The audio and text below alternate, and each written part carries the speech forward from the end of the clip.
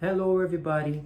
So I did a practice this morning that I would like to share with you.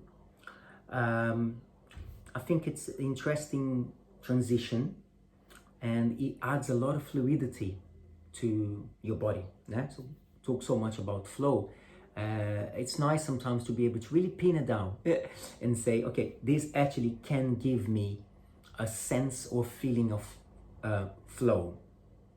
And perhaps that feeling of flow and fluidity comes from when I can really elegantly move side to side. So it doesn't necessarily mean that to flow is to have a continuous motion one way. Actually, in Capoeira, we take another view on this. It's a continuous motion that becomes more and more perhaps hypnotic, more and more mantra-like.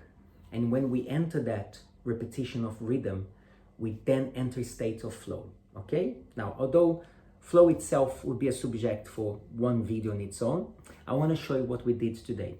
So it's a simple transition here. I started by making this transition here and then deliberately going in front first. What do I mean by that? Because it's natural to go here into that skiva, like a classic skiva, yeah? But I want, because my hands are here, I want to go forward first. Then I'm gonna bring that foot in and out. Now just that is giving me a little bit of here, and it's giving me a little bit of that, okay? Now the other thing is, because the hand was forward, now I have an energy pulling me this way, and it's in a way, the narrative is saying, I still wanna be here. I'm exaggerating a little bit, but I still want to be here, and I transition there. So because I'm here, I can big up on this more before I transition there.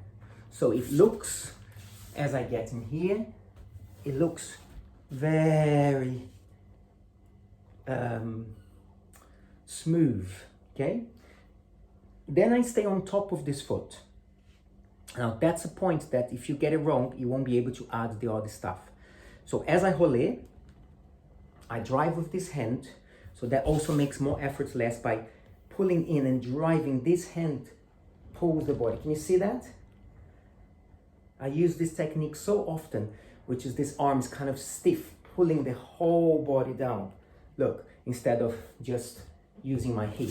So as I pull the body here, I stay on this foot, and then I change here. Coming back with a little hop to get into my ginga, okay? So the sequence was actually longer, but I'm focusing on this part. So it has an integrity on this, because I'm not actually doing a class here. I'm just sharing an idea. So I came from here, and then I'm going. And here is where I can go into a headstand. I can go into a queda de rins. So let's see what that's like. Perhaps with a headstand. Bananeira. Here. Ooh. And heads there. Now the reason why that's quite cool, because I'm going there but I'm keeping this leg, it sort of plats the body. It comes back, look. The leg starts to do all this stuff, you know. From here I can open there.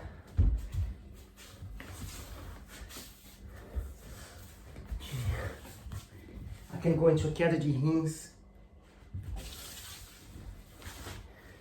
So there's a lot of variations that can come up out of that, because there is a feeling of plaiting the body, coming back in. And it really does what it says in the tin, which is to come back in towards the person. So I'm faking that I'm going away, but really comes back in. All right? Obrigado, gente.